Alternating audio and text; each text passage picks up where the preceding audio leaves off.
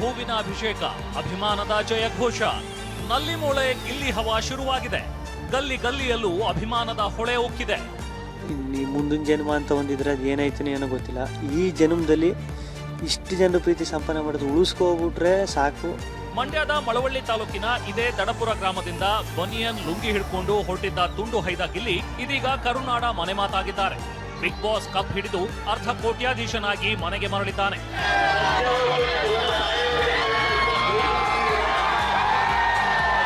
Big boss ಗೆದ್ದ ಬಳಿಕ ಮೊದಲ ಬಾರಿಗೆ ಹುಟ್ಟೂರಿಗೆ ಹೊರಟ ಗಿಲ್ಲಿಗೆ ರಸ್ತೆಯುದ್ದಕ್ಕೂ ಅಭಿಮಾನಿಗಳು ಅದ್ದೂರಿ ಸ್ವಾಗತ ಕೋರಿದ್ರು. ಮೆರವಣಿಗೆ ಮೂಲಕ ತಾಯ್ನಲಕ್ಕೆ ಮರಳಿದ ಗಿಲ್ಲಿ ಅಭಿಮಾನಿ ಸಾಗರ ಕಂಡು ಮೂಕ ವಿಸ್ಮಿತರಾಗಿದ್ರು. ಊರಿಗೆ ಹೆಮ್ಮೆ ತಂದ ಅಂತ ಕೊಂಡಾಡಿದ ಜನ ಬೃಹತ್ ಆರೆಂಜ್ ಹಾರ ಹಾಕಿ ಹೂವಿನ ಮಳೆ ಸುರಿಸಿ ಸ್ವಾಗತಿಸಿದ್ರು. ಜನರ ಪ್ರೀತಿ, ಬಿಗ್ ಬಾಸ್ ಮನೆಯಲ್ಲಿದ್ದ ದಿನಗಳು ಮತ್ತು ಪಟ್ಟ ಕಷ್ಟದ ಬಗ್ಗೆ ಹಂಚಿಕೊಂಡ್ರು. ಇಲ್ಲಿಂದ ಇಲ್ಲಿವರೆಗೂ ಒಂದು ಲೆಕ್ಕ, ಇಲ್ಲಿಂದ ಒಂದು ಲೆಕ್ಕ ಅಂದ. ನಿಜವಾಗ್ಲೂ ಅಣ್ಣ, ಯಾವ ಜನ್ಮದ ಪುಣ್ಯನೇ ಏನೋ ಗೊತ್ತಿಲ್ಲ. ಆಚೆ ಬಂದಮೇಲೆ ಸತ್ಯವಲ್ವ ಆ ವಿಡಿಯೋಸು, ಆ ಕ್ರೇಜ್ ಎಲ್ಲ ನೋಡ್ತಾ ಇದ್ರೆ ನನಗೆ ಹಾಳಾದ ಅಳು ಬರೋದಿಲ್ಲ. ಅದೇ ಸಮಸ್ಯೆ. ಇಲ್ಲಿ ಬಂದು ಸಿಗಾಕೊಂಡ್ಬಿಡ್ತದೆ. ಇಲ್ಲಿ ಅಳಬೇಕು, ಏನಾದ್ರು ಎಕ್ಸ್ಪ್ರೆಸ್ ಮಾಡ್ಕೋಬೇಕು ಅಂದಾಗ ಅದು ಸತ್ಯವಲ್ಲೂ ಈ ಥರ ನನ್ನ ತಾಯಣು ಅನ್ಕೊಂಡಿರಲ್ಲ ಕಣ. ಈ ಥರ ಎಲ್ಲ ಇರ್ತದೆ. ಹೊರಗಡೆ ಬಂದಮೇಲೆ ನಾವು ಒಳಗಡೆ ಏನೋ ಒಂದು ಮೆಂಟಾಲಿಟಿಲಿ ಒಂದು ಆಟ, ಒಂದು ಫ್ಲೋಲ್ ಆಡ್ಕೊಬೋಯ್ತಾ ಇರ್ತೀವಿ.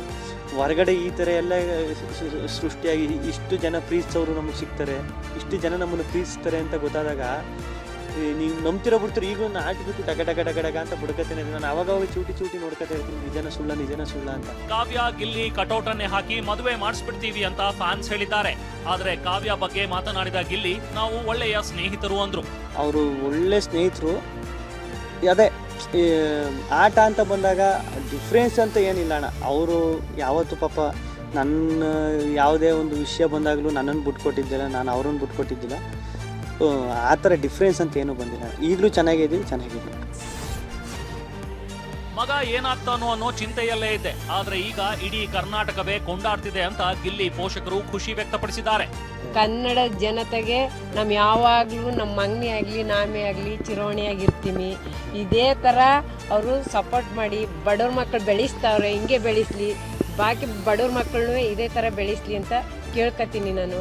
ಯಾವ್ದಾರ ಡ್ಯೂಟಿ ಸೇರ್ಕೊಂಡು ನಾವು ಸುಖಕ್ಕೆ ಅನ್ನ ಉಂಡ್ಲ, ನಮಗೆ ಜೈಲು ನೋಡ್ಬೇಡ, ಫ್ರೀ ಕಾಯ್ಬೇಡ ಅಂತ ಹೇಳಿ ಅದು ನನ್ನ ಇಷ್ಟ ಅಂತ ಅಂದಿದ್ದ. ಅದು ಅವನಿಷ್ಟ ನಾವು ಹೋಗಿ ಈ ಥರ ಮಾಡೋಣ. ಇಲ್ಲಿ ಬಡವ ಅಂತ ಅಂದ್ಕೊಂಡು ಅವ್ನು ಏನು ಬೇರೆ ಕಂಟೆಸ್ಟೆಂಟ್ಸ್ನ ನೋಡ್ಕೊಂಡು ಬಂದಲ್ಲ ಆಟ ಆಡ್ತಿದ್ದ, ಬಡವ್ರ ಮಕ್ಳು ಗೆಲ್ಲಬೇಕು ಎಲ್ಲ ಹೇಳ್ತಾ ಇದ್ರಂತೆ. ಸೊ ಹೀಗಾಗಿ ಇಲ್ಲಿ ಬಡವ ಅಲ್ಲ. ಸೊ ಹಾಗಾಗಿ ಆ ರೀತಿ ಎಲ್ಲ ಭ್ರಮೇಲಿ ದಯವಿಟ್ಟು ಬದುಕಬೇಡಿ.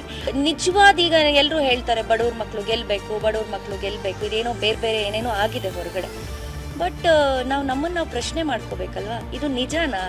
ಇದು ವ್ಯಕ್ತಿತ್ವಗಳ ಆಟ ಅಂತ ಆದಾಗ ಹಾಗಾದರೆ ನೀವು ಬಡವ್ರ ಮಕ್ಕಳು ಅಂತ ಹೇಳಿ ನೀವು ಅದು ಟ್ಯಾಗ್ಲೈನ್ ಕೊಡುವಾಗ ನಿಜವಾಗ್ಲೂ ಬಡವ್ರ ಮಕ್ಕಳಿಗೆ ನೀವು ಆ ಕಪ್ಪನ್ನು ಕೊಟ್ಟಿದ್ದೀರಾ? ಆ ಸಾರ್ಥಕತೆ ಇದು ನಿಮ್ಮಲ್ಲಿ ಇದೆಯಾ? ಹಾಗಾದರೆ ಬಡವ್ರ ಮಕ್ಕಳು ಅನ್ನೋದು ಬೇರೆ, ಬಡವ್ರ ಮಕ್ಕಳು ಅನ್ನೋ ಹಾಗೆ ನಟನೆ ಮಾಡಿಕೊಂಡು ಜೀವಿಸೋದು ಬೇರೆ. ಇದು ತುಂಬಾ ವ್ಯತ್ಯಾಸ ಇದೆ. ನಾನು ಯಾವತ್ತೂ ನಾನು ಬಡವ ಅಂತ ಹೇಳ್ಕನಿಲ್ಲ ಮೇಡಮ್, ಹೇಳ್ಕನಿಲ್ಲ ಅಣ್ಣ. ಆಮೇಲೆ ಇನ್ನೊಂದು, ನಾನು ಬನೀನ್ ಹಾಕೋದ್ರಿಂದನೋ ಇದ್ರೆ ಅದು ನೋಡ್ಬಿಟ್ಟು ಬಡವ ಅಂತ ಹೇಳೋಕ್ಕಾಗಲ್ಲ. ಯಾಕೆ ಶ್ರೀಮಂತರು ಬನೀನ್ ಹಾಕೋದ್ವಾ, ಶ್ರೀಮಂತರು ನೈಟ್ ಪ್ಯಾಂಟ್ ಹಾಕಲ್ವಾ, ಚಟಿ ಹಾಕಲ್ವಾ? ಅಣ್ಣ ನಿಜವಾಗ್ಲೂ ನಾನು ಶ್ರೀಮಂತ ಅಣ್ಣ. ಇಷ್ಟೊಂದು ಜನರು ಪ್ರೀತಿ ಸಂಪಾದನೆ ಮಾಡಿದ್ದೀನಿ ಅಣ್ಣ. ನಿಜವಾಗ್ಲೂ ನಾನು ಶ್ರೀಮಂತನೇ ಅಣ್ಣ, ಸತ್ಯವಾಗ್ಲೂ ಶ್ರೀಮಂತ. ಅದೊಂದು ಮಾತ್ರ ಹೇಳ್ಬೋದು. ಗದಗದ ಲಕ್ಕುಂಡಿಯಲ್ಲಿ 4ನೇ ದಿನದ ಉತ್ಖನನ ವೇಳೆ ಕೊಡಲಿ ಆಕಾರದ ಪ್ರಾಚ್ಯ ವಸ್ತು ಪತ್ತೆಯಾಗಿದೆ. ಜೊತೆಗೆ ಐತಿಹಾಸಿಕ ದೇವಸ್ಥಾನದ ಸ್ತಂಭದ ಮತ್ತು ವಿತಾನದ ಮಧ್ಯಭಾಗದಲ್ಲಿರುವ ಬೋದಿಗೆ ಭಾಗದ ಅವಶೇಷ ಪತ್ತೆಯಾಗಿದೆ. ಉತ್ಖನನದ 2ನೇ ದಿನ ಶಿವಲಿಂಗದ ಪೀಠ ಸಿಕ್ಕಿದ್ರೆ 3ನೇ ದಿನ ಕೋಟೆಯ ಗೋಡೆಯಲ್ಲಿ ಶಿವಲಿಂಗ ಮತ್ತು ಹಿತ್ತಾಳೆ ಘಂಟೆ ಪತ್ತೆಯಾಗಿತ್ತು. 4ನೇ ದಿನ ಕೊಡಲಿ ಆಕಾರದ ಪ್ರಾಚ್ಯ ವಸ್ತು ಪತ್ತೆಯಾಗಿದೆ. ಇನ್ನು ಉತ್ಖನನದ ವೇಳೆ ರಾಶಿ ಶಿಲೆಗಳು ಪತ್ತೆಯಾಗಿವೆ. ಕೋಟೆ ಗೋಡೆಯಲ್ಲಿ ಹುದುಗಿರುವ ಅಮೂಲ್ಯ ಶಿಲೆಗಳು TV9 ಕ್ಯಾಮೆರಾದಲ್ಲಿ ಸೆರೆಯಾಗಿವೆ. ಇದು ಪ್ರಾಚ್ಯವಶೇಷ ವಸ್ತು.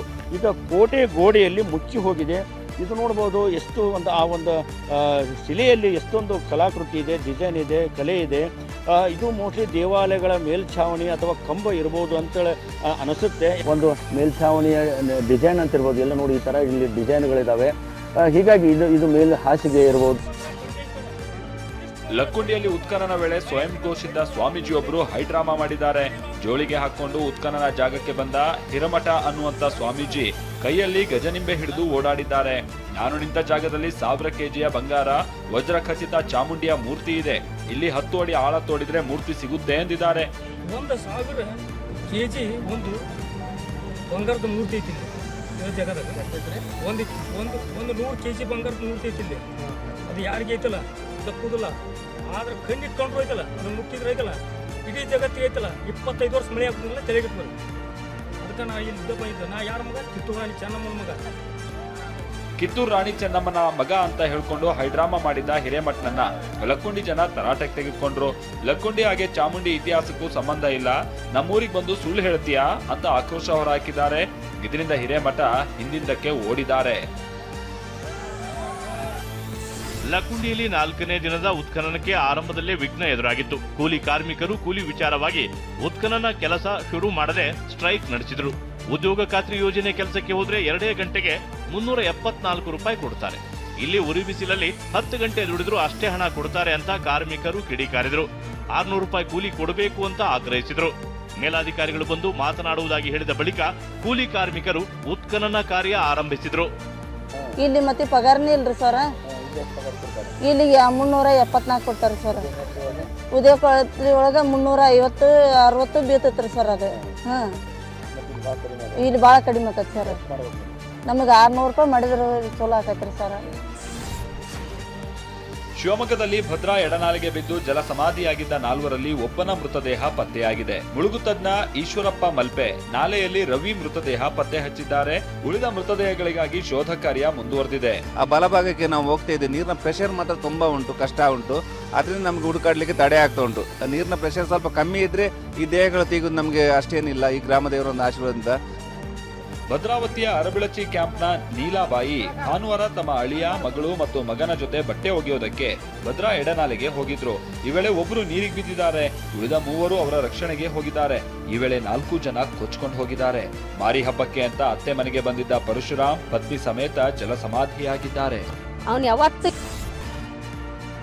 ಕೊಲೆ ಕೇಸ್ನಲ್ಲಿ ಜೈಲು ಸೇರಿರೋ ದರ್ಶನ್ ಗ್ಯಾಂಗ್ನ ಪವಿತ್ರ, ಲಕ್ಷ್ಮಣ್, ನಾಗರಾಜ್ಗೆ ಮನೆ ಊಟ ನೀಡುವ ಆದೇಶವನ್ನ ಹೈಕೋರ್ಟ್ನಲ್ಲಿ ಪ್ರಶ್ನಿಸಲಾಗಿದೆ. ವಾರಕ್ಕೊಮ್ಮೆ ಮನೆ ಊಟ ಕೊಡಿ ಅಂತ ಬೆಂಗಳೂರಿನ 57ನೇ ಸಿಸಿಎಚ್ ಕೋರ್ಟ್ ಆದೇಶಿಸಿತ್ತು. ಈ ಆದೇಶ ಪ್ರಶ್ನಿಸಿದ ಸರ್ಕಾರ ಹೈಕೋರ್ಟ್ಗೆ ರಿಟ್ ಅರ್ಜಿ ಹಾಕಿದೆ.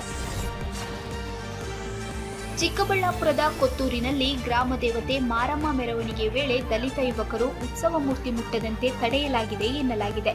ದೇವರ ಮೂರ್ತಿ ಮುಟ್ಟಬೇಡಿ ಎಂದಿದ್ದಾರೆ ಅಂತ ಸವರ್ಣೀಯರ ವಿರುದ್ಧ ದಲಿತ ಯುವಕರು ಪ್ರತಿಭಟಿಸಿದ್ರು. ಪರಿಸ್ಥಿತಿ ಉದ್ವಿಗ್ನವಾಗ್ತಿದ್ದಂತೆ ಅಧಿಕಾರಿಗಳು ಗ್ರಾಮಕ್ಕೆ ಭೇಟಿ ನೀಡಿ ಸವರ್ಣೀಯರು ದಲಿತರ ಶಾಂತಿ ಸಭೆ ನಡೆಸಿದ್ದಾರೆ. ಅತ್ಯಾಚಾರ ಮತ್ತು ಕೊಲೆ ಪ್ರಕರಣದಲ್ಲಿ ಜೈಲು ಸೇರಿರೋ ಉತ್ತರ ಪ್ರದೇಶದ ಬಿಜೆಪಿ ಮಾಜಿ ಶಾಸಕ ಕುಲದೀಪ್ ಸೆಂಗರ್ಗೆ ಹೈಕೋರ್ಟ್ ಶಾಕ್ ಕೊಟ್ಟಿದೆ. ತನಗೆ ವಿಧಿಸಿರುವ ಶಿಕ್ಷೆ ಅಮಾನತು ಮಾಡಲು ಕೋರಿ ಸೆಂಗರ್ ಸಲ್ಲಿಸಿದ್ದ ಮೇಲ್ಮನವಿಯನ್ನ ದೆಹಲಿ ಹೈಕೋರ್ಟ್ ವಜಾ ಮಾಡಿದೆ. ಯುನೈಟೆಡ್ ಅರಬ್ ಎಮಿರೇಟ್ಸ್ ಅಧ್ಯಕ್ಷ ಶೇಖ್ ಮೊಹಮ್ಮದ್ ಬಿನ್ ಜಯದ್ ಭಾರತಕ್ಕೆ ಭೇಟಿ ನೀಡಿದ್ದಾರೆ.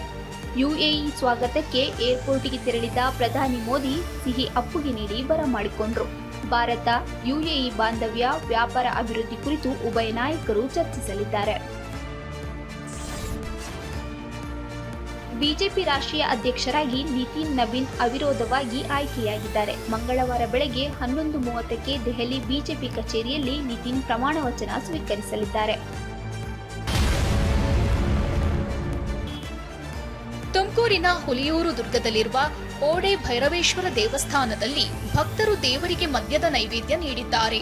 ಬಳಿಕ ಈ ಮದ್ಯತೀರ್ಥ ಸೇವಿಸಿ ಮತ್ತೇರಿಸಿಕೊಂಡಿದ್ದಾರೆ. ಪ್ರತಿ ವರ್ಷ ಭಕ್ತರು ತರುವ ಮದ್ಯದ ನೈವೇದ್ಯವನ್ನ ಡ್ರಮ್ನಲ್ಲಿ ಸಂಗ್ರಹಿಸಿ ದೇವರ ತೀರ್ಥದ ರೂಪದಲ್ಲಿ ಹಂಚಲಾಗುತ್ತೆ.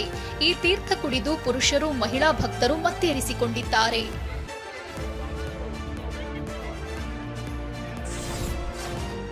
ಟೀಂ ಇಂಡಿಯಾ ಕ್ರಿಕೆಟ್ ತಂಡದ ಆಲ್ರೌಂಡರ್ ನಿತೀಶ್ ಕುಮಾರ್ ರೆಡ್ಡಿ ಮಹಾಕಾಳೇಶ್ವರನ ಮೊರೆ ಹೋಗಿದ್ದಾರೆ. ಮಧ್ಯಪ್ರದೇಶದ ಉಜ್ಜೈನ್ನಲ್ಲಿರುವ ಮಹಾಕಾಳೇಶ್ವರ ದೇವಸ್ಥಾನಕ್ಕೆ ಬಂದ ನಿತೀಶ್ ಭಸ್ಮಾರತಿ ಮತ್ತು ವಿಶೇಷ ಪೂಜೆಯಲ್ಲಿ ಪಾಲ್ಗೊಂಡರು.